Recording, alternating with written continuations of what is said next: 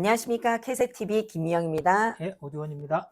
얼마 전 현대자동차가 KT의 일대 주주가 되는 일이 있었습니다. 이게 어떻게 일대 주주가 되었는지를 설명을 해 주시겠습니까? 네, 현대자동차에서 KT 지분을 한 8% 정도 보유하고 있는데요.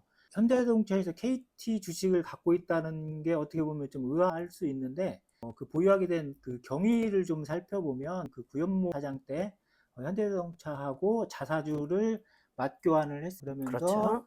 그 당시 최대 주주는 국민연금이요. 10%가 조금 넘게 보유하고 있었을 거고요. 그리고 현대자동차가 8%를 보유하게 됐습니다. 네. 그때 국민연금에서 KT 보유 지분을 매각을 하면서 졸지에 현대자동차가 일대 주주로 올라서게 됐다. 네.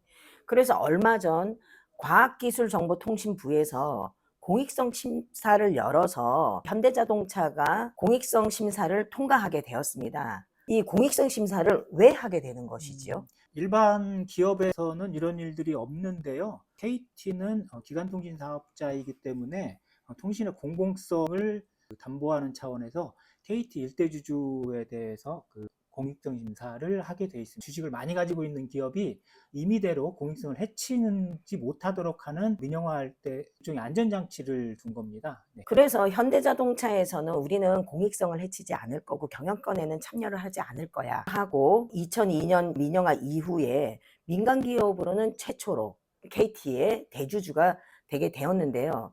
그런데 공익성을 진짜로 해치지 않을까요?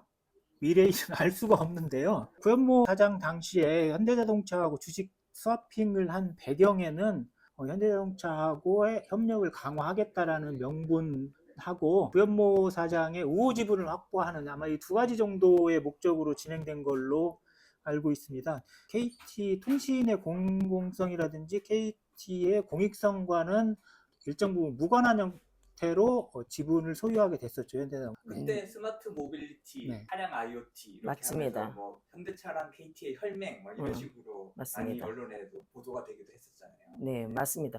그것뿐만 아니라 김영섭 대표가 취임할 때 이사회가 새로 구성이 되었지 않습니까? 그래서 몇 프로 이상 되는 주주들에게 이사를 추천해줘라 했는데 현대자동차에서 추천하는 이사가 한 명 들어가 있는 걸로 기억을 하고 있고요. 실제 이사회에 지금 전 현대차 출신이 있죠. 네, 있습니다. 또 두 번째는 KT에는 홍보비로 굉장히 많은 비용을 지급을 하고 있지 않습니까?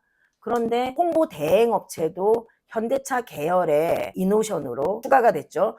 그래서 이런 것들이 경영에 참여를 안 한다 하는 게 맞는가라는 생각이 하나가 있고요.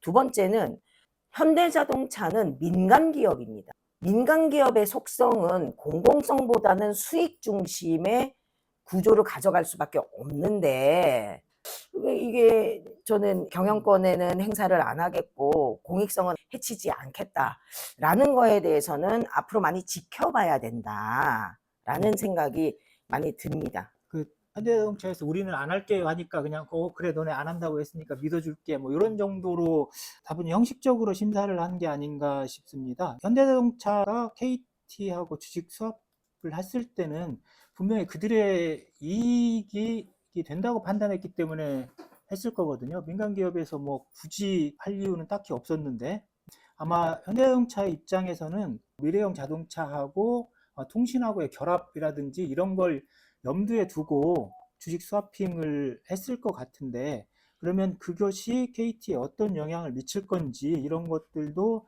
다각도로 검토가 됐어야 된다고 봅니다. KT가 가지고 있는 이 공익성이나 보편성에 견주어 봤을 때 우리 국민들의 이익으로 돌아가지 못하고 현대자동차에 종속되거나 하는 이런 형태로 되면 그렇죠. 우리 그 피해는 국민들에게 돌아가기 때문에 이건 좀 그 주의 깊게 유심히 살펴봐야 되는 문제로 보여집니다. 자료도 아마 KT가 만들어서 과기부에 제출했고 현대차는 자료 제출도 하지 않고. 진짜요? 음, 그건 문제지. 너무 성의가 없네.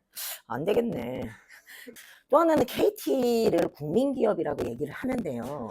왜 국민기업이라고 얘기하는 거예요? 정부의 하나의 기관이었죠. 최신부 산하에서 있다가 그것이 이제 공사로 발족이 되고 그리고 민영화에 이르게 됐는데 그 만들어진 자본이라든지 이런 것들이 채권이라든지 아니면 전화채 그리고 전화 살 때 냈던 그 가입비 같은 거 이런 걸로 만들어진 거고 전화국 부지도 사실은 아주 요지를 미리 할당받게 되는 이런 편의를 제공을 받은 거죠. 맞습니다. 그 이유는 통신의 공공성이라든지 보편성을 가지고 있고 그거를 실현할 지켜라. 수 있는 기업이 그러니까 그 당시는 기업은 아니었는데 그 기관이 KT였기 때문에 KT에 특혜를 준 겁니다. 일종의. 예. 맞습니다. 근데 그걸 바탕으로 성장한 KT이기 때문에 당연히 KT를 국민기업이라고 칭하는 거고요.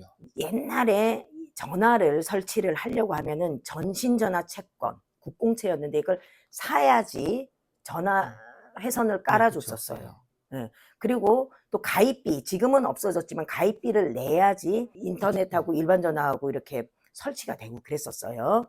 그랬는데 이 얘기는 처음에 KT가 태생이 국민의 돈으로 만들어진 것이다. 그리고 이렇게 국민의 돈으로 만들어지고 좋은 요지의 땅을 저렴하게 받고 했던 거는 통신 공공성을 지키고 하라는 것이었고 이것이 국민기업으로서 KT가 지켜야 되는 이런 것들이라고 생각이 됩니다. 현차가 네. 주식을 더 취득을 하게 되거나 이렇게 되면 어떻게 되죠? 아마 저희가 알고 있기로는 그 공익적 심사를 추가로 또 받아야 되는 맞습니다. 걸로 알고 네. 있는데요.